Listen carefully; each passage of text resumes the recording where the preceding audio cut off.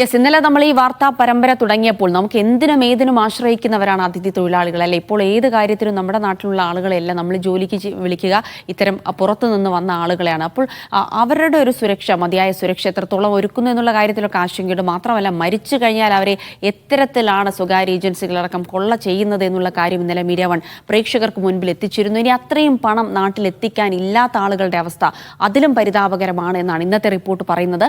പണമില്ലാതെ വരുമ്പോൾ മൃതദേഹം നാട്ടിൽ കൊണ്ടുപോകാതെ കേരളത്തിൽ തന്നെ സംസ്കരിക്കുന്ന സാഹചര്യവും അതിഥി തൊഴിലാളികൾക്കുണ്ട്.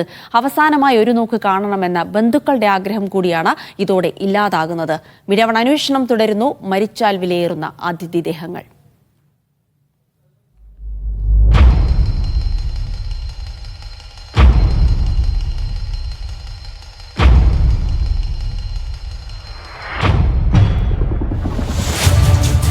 വലിയ സ്വപ്നങ്ങളുമായി കേരളത്തിലെത്തിയവർ.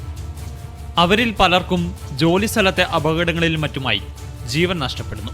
ജോലി ചെയ്ത് അന്നേ വരെ കൂട്ടിവച്ചതൊന്നും മൃതദേഹം നാട്ടിലെത്തിക്കുന്നതിന് തികയില്ല. അങ്ങനെയാണ് കേരളത്തിൽ തന്നെ മൃതദേഹം സംസ്കരിക്കേണ്ടി വരുന്നത്.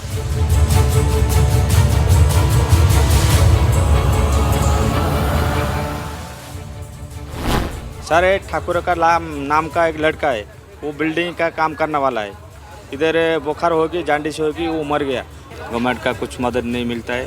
वो उसका माँ बाप देखने के लिए बहुत प्रॉब्लम बोल रहा था, लेकिन पैसा नहीं था, इसीलिए इधर ही जला दिया. മരണപ്പെടുന്നവരുടെ അടുത്ത ബന്ധുക്കൾ നാട്ടിലായിരിക്കും. അവസാനമായി ഒന്ന് കാണണമെന്ന് മാത്രമായിരിക്കും അവരുടെ ആഗ്രഹം.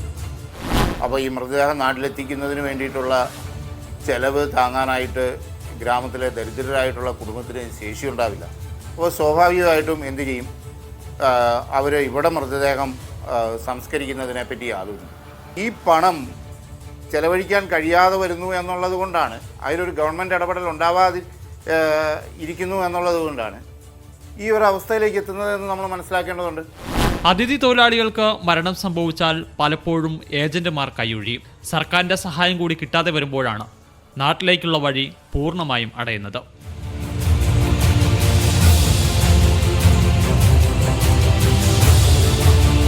ക്യാമറമാൻ ബി തടത്തിനൊപ്പം Sijo B John, media one, Kochi.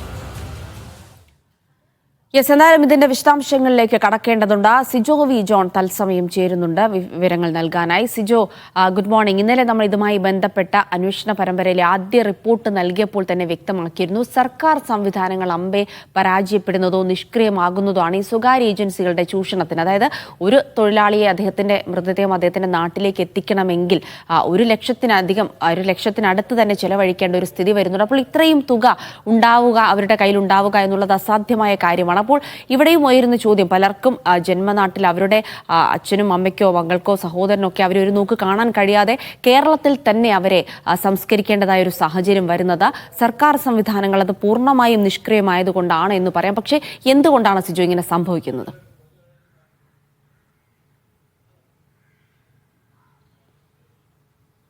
നമ്മൾ ഇന്നലെ റിപ്പോർട്ട് ചെയ്തപ്പോൾ എടുത്തു പറഞ്ഞൊരു പ്രധാനപ്പെട്ട കാര്യമുണ്ട്. നേരത്തെ ഈ സർക്കാരിൻ്റെ തൊഴിൽ വകുപ്പിൻ്റെ നേതൃത്വത്തിൽ ഇവരുടെ മൃതദേഹം കൊണ്ടുപോകുന്നതിന് ഒരു റിവോൾവിംഗ് ഫണ്ട് ഉണ്ടായിരുന്നു.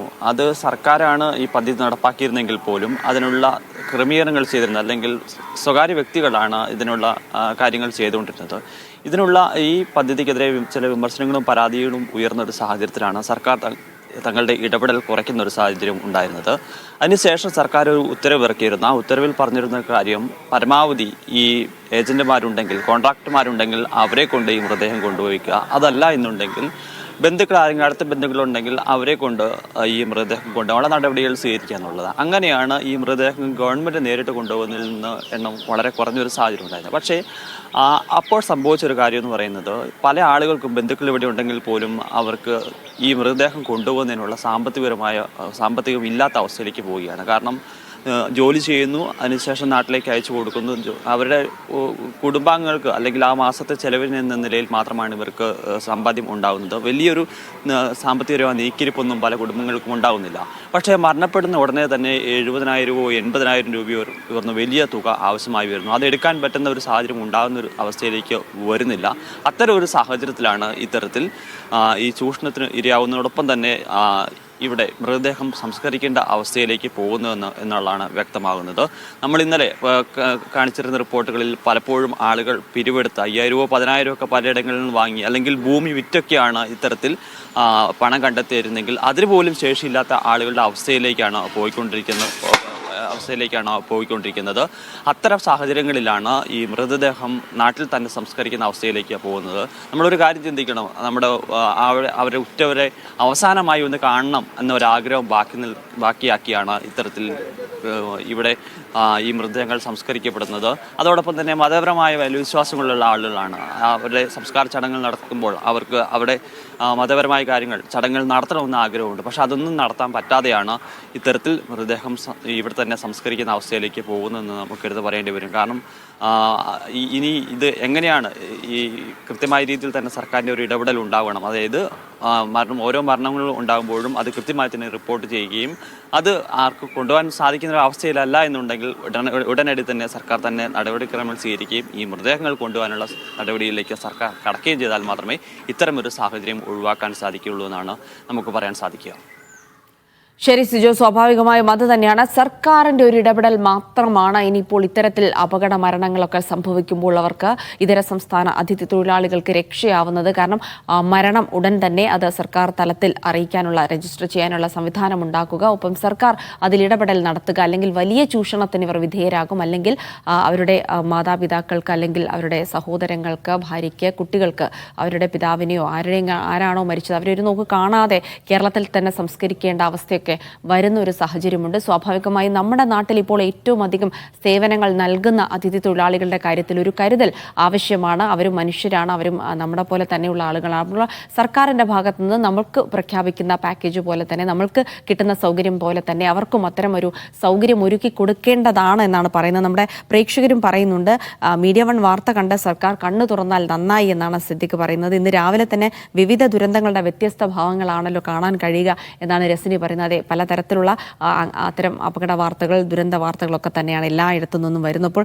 കാട്ടാന ആക്രമണവുമായി ബന്ധപ്പെട്ടുള്ള കുറേ കമൻസുകളൊക്കെ ഉണ്ട്, അതിലേക്കൊക്കെ ഞാൻ വരാം. നമുക്ക് മറ്റ് ചില വാർത്തകളിലേക്കൂടെ വളരെ പെട്ടെന്ന് പോകേണ്ടതുണ്ട്.